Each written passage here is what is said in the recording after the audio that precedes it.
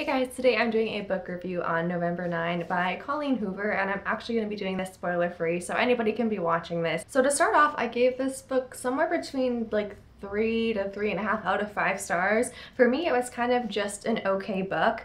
I did have to say I liked it more as the story went on, but when the story started, I was really thrown off by the characters. I didn't feel they were believable, and I really disliked the male character for reasons that I thought he just kind of objectified our female character. And I know that it's new adult, so that gives this book some kind of leeway in being risque, but I think there were a lot of elements in it that were just completely unnecessary. Like just the fact that he talked about her underwear so much was just like, you literally just met this girl. If I was this girl and I just met this guy, I would be not having that at all. Like I just thought it was pretty inappropriate, and that kind of put me off. So when I started it, I was kind of not so excited. I thought I was really going to be liking it, but luckily for me, I was able to enjoy the story more as I got along, but the whole time I still felt it was pretty unrealistic. Because I knew it was kind of unrealistic, I just had to eventually come to a point where I just said, okay, I'm just going to enjoy this for the entertainment value since I'm not going to be able to relate to it too much. So if you don't know anything about November 9, it is about this young woman. She is, I think, 18 years old at the start of the book, and she has been in a fire like 2 years prior to this book starting, and so she has scarring pretty much all over a third of her body. Like I think it's the left side or the right side, I can't remember. So she has really big issues with her self-esteem.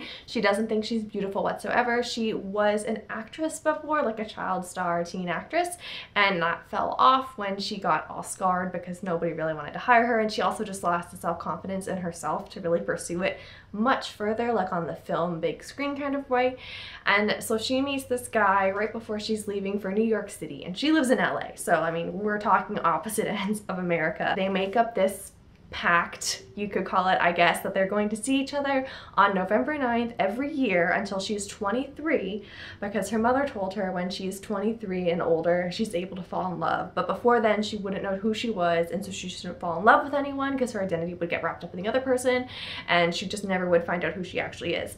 So she held to this very, very strongly. So they say every November 9th we're gonna see each other, and we cannot talk to each other at all throughout the year. We can't Facebook stalk each other, no social media contact, like absolutely no contact except for one day a year, which is just crazy to me. It's definitely something that I think is a good idea for a book because it's just something so unbelievable. Like I said before, I really had to suspend my idea of reality for this story to actually be plausible, but it was definitely entertaining. One thing I also have to critique about this book is that the characters and their feelings for each other were very intense. Like I almost found it was way too intense for first meeting someone. I mean, it made it out to them being soulmates and something like that, but it was just so much intensity so quickly that it just kind of threw me off, because I like that you meet, you become friends, like maybe there's something more, maybe you hate each other at the start and then maybe you start to get to know each other, but it was like instantly there was fire and passion and such a strong connection, and it was so intense that it just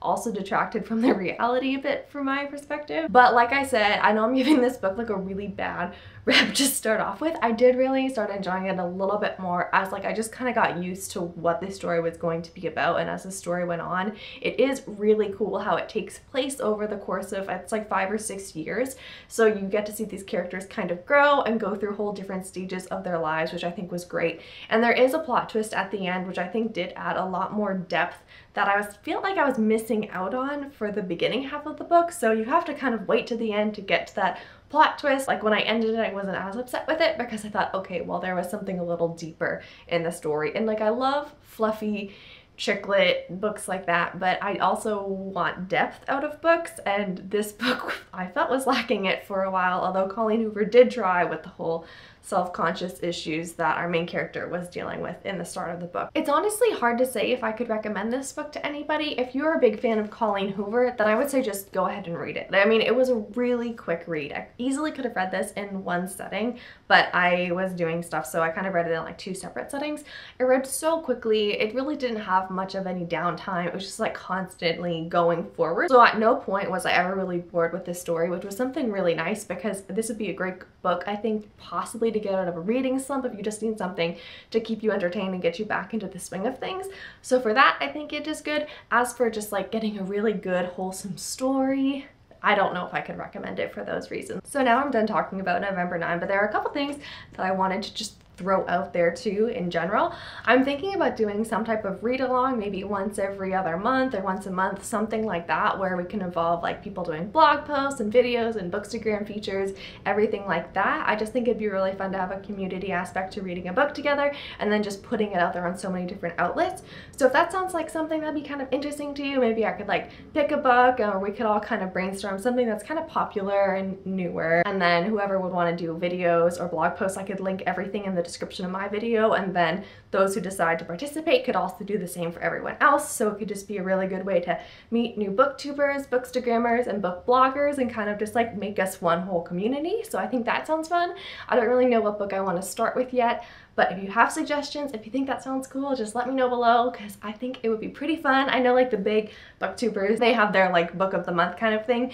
So I kind of like that, but I also want to make it more community focused, where it's just something that we all can come together and talk about and post about and do our own creative angles to it. So just let me know if that sounds interesting, or any book suggestions to get the group started. And a final thought / question, I'm just curious, if you are here from my Bookstagram account, or if that's how you found my channel, please let me know in the comments and leave your Bookstagram name if it's not the same as your YouTube name. I'm just kind of curious to see how many people came from Bookstagram. I would love to follow you back if I am not already doing so. Thank you so much for watching, and happy reading.